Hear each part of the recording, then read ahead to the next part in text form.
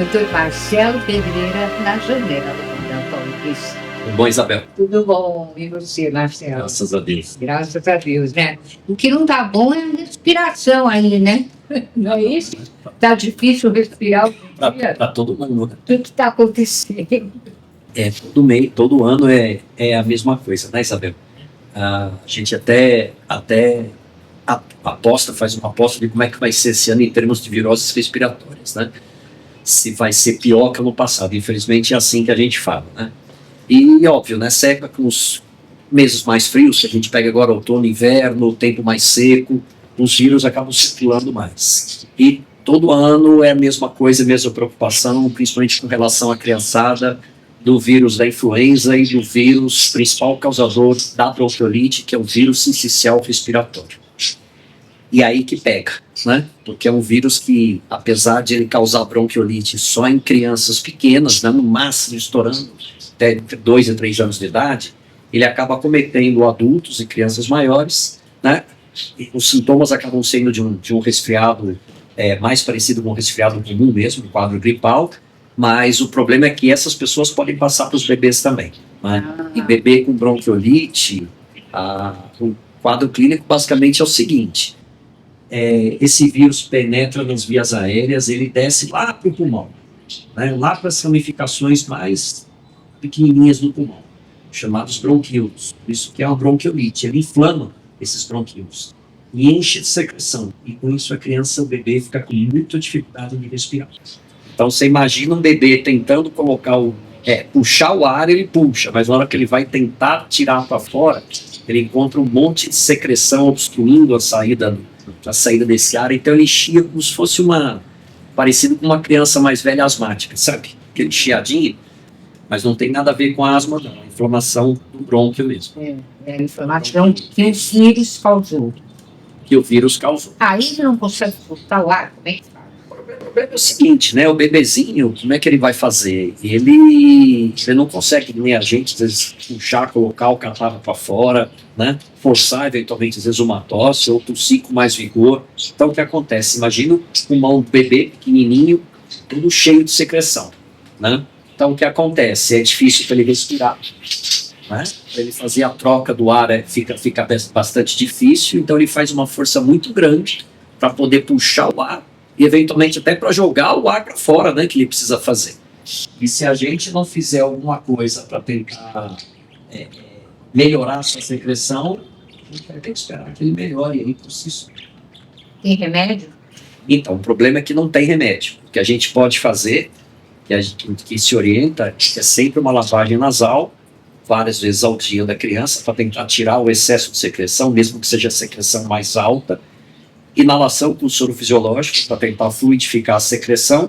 Agora, qualquer outro medicamento que você fizer, primeiro que não está comprovado que funciona. Então, é totalmente inútil, né, a gente fazer isso. Então, basicamente, você tem que trabalhar com as inalações, com lavagem nasal, com hidratação, é importantíssimo. Então, o bebê pequeno, você continua a amamentação, né? Se o bebê já estiver usando água, pode oferecer água também, isso é importante. Em alguns casos, acaba ajudando também, principalmente quando ele chega no hospital, uma fisioterapia respiratória, né? Onde você consegue facilitar um pouco mais a eliminação de secreção. Apesar que os estudos dizem que também não influencia muito no resultado final, mas pode dar um alívio temporário para a criança. A fisioterapia respiratória É um sofrimento. é sofrimento porque algumas dessas crianças evoluem para um quadro grave. Então, quando a secreção é muito forte, ela não consegue por si só eliminar a secreção, se ela fica no pulmãozinho da criança, tem criança que precisa de ajuda para respirar. Então, a criança coloca um aparelhinho no nariz para que o ar possa entrar com mais força. Tem criança que, eventualmente, quando esse dispositivo não está presente, a criança precisa colocar aquele tubinho na garganta para respirar. E é uma criança que muitas vezes pode ir para UTI, né? Então, é o desespero dos pais. E, eventualmente, a gente sabe que pode até acontecer uma infecção secundária, né? Criança com bastante catarro, eventualmente pode fazer uma pneumonia, não só por efeito do vírus, também com uma bactéria que se aproveita disso e cresce na criança. Em casos mais raros ainda, essa bronquiolite pode evoluir para uma forma bastante grave, que pode deixar sequelas na criança. Felizmente é raro, mas por isso o temor das famílias e dos médicos que tratam isso nos hospitais também. Mas é apavorante mesmo. Tem vacina? E transmite muito rápido. Então, a novidade é que tem vacina, né? A novidade que já veio aí, principalmente desde o ano passado. Primeiro que foi desenvolvida uma vacina para gestantes. Então é interessante, né? Essa vacina, se ela for dada, vamos contar as semanas de gestação, a partir da 24ª semana de gestação, uns 6 meses e pouco, né? Até no máximo a 36ª semana de gestação, que é o que eu quero dizer, que pelo menos seria interessante que a mãe tivesse tomado a vacina no mínimo 2 semanas antes do bebê nascer, para poder produzir anticorpos, né, e poder passar através da placenta para o bebê, né, e depois eventualmente até pelo leite materno. Então tem, e a boa notícia é que essa vacina está no SUS, né? Agora depende de região para região, né? Eu não posso dizer que está absolutamente adotada de maneira igual por todos os estados, mas o SUS já aprovou e essa vacina ela acaba protegendo a criança aí, principalmente nos primeiros meses de vida, né, no primeiro semestre, que é o período que mais assusta, né? As crianças têm maior risco de complicação nos primeiros 6 meses de vida. Então essa é a boa notícia, né?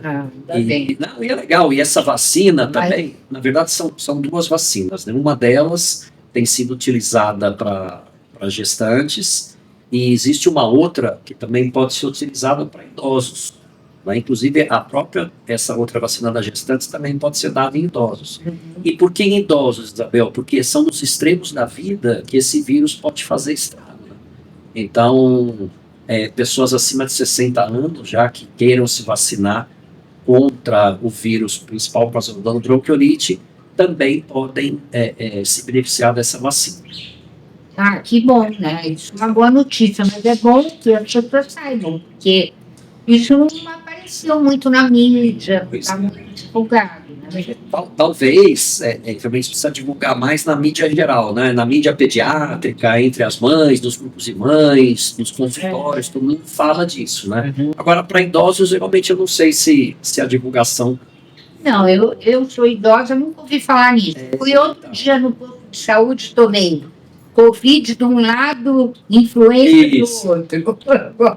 Eu não tenho 3 braços, né? Mas pode tomar na perna, pode. Precisa só ver como é que está essa distribuição em relação a idosos, porque realmente é uma população bastante importante. Porque eu sei que para gestantes o SUS incorporou, na verdade é um processo de incorporação, né? E que é importante, mas para idosos também é importante. Eu acho que você que já passou dessa idade, está mais experiente, acho que vale a pena se prevenir. E até falando em termos de saúde familiar, né, de repente você é um vovô ou uma vovó aí, que tem um netinho pequeno, ou vai ter um bebê para nascer aí, eu acho que vale a pena se vacinar, para evitar que você pegue e transmite. Porque os bebês pegam daí, né?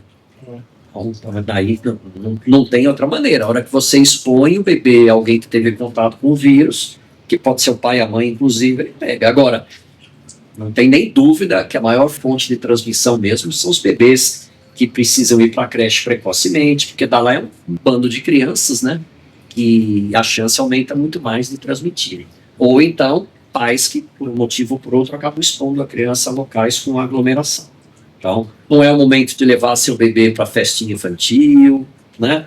Para festas familiares muito tumultuadas, né? De receber visitas em casa, porque a gente nunca sabe como é que estão as pessoas, né? Às vezes a pessoa tem o vírus, nem começou a manifestar ainda, mas já está transmitindo. Né? Então, assim, todo cuidado é pouco nesse período que a gente está passando, mais ainda, viu, Isabel? Legal. Então, atenção. Então, bronquiolite, gente. Bora lá, sempre é um assunto. Acho que todo ano a gente vai falar nessa época, mas eu acho que vale a pena a gente repetir, insistir, né? E as medidas de prevenção são exatamente essas que eu acabei de comentar, né? Evitar lugares com aglomeração, saber bem das pessoas que vão visitar vocês, os seus filhos, né? Lavagem de mãos, isso é fundamental, claro. Eu encosto no ambiente, às vezes uma pessoa espirrou, né, e colocou a mão no sofá, eu coloco a mão no sofá também, eu tenho contato com esse vírus, coloco a mão no meu nariz, nas vias aéreas, e eu acabo pegando esse vírus. Então, isso é fundamental. Todos aqueles cuidados que a gente Lavagem aprendeu nasal, com a Covid, né? pois é, mas tem gente que dá uma esquecidinha nisso ainda, né? Que ainda espirra sem proteger, né? Proteção. Também não custa nada sair de máscara, né? Então, e isso é uma lição que devia ter sido Você vai aprendida, pegar um né? metrô, um ônibus, né? Um coletivo qualquer. Mas sempre assim, eu particularmente, sempre que eu tenho algum sintoma, né? Mesmo resfriado leve, eu coloco, né? A gente põe, mesmo para atender as crianças, absolutamente. Higiene total, máscara, e E lavar as mãozinhas. não é importante. Bronquiolite, gente, atenção aí. Muito obrigada, doutor. Até a próxima. When I grow too old to dream, I'll have you to remember. When I grow too old to dream, your love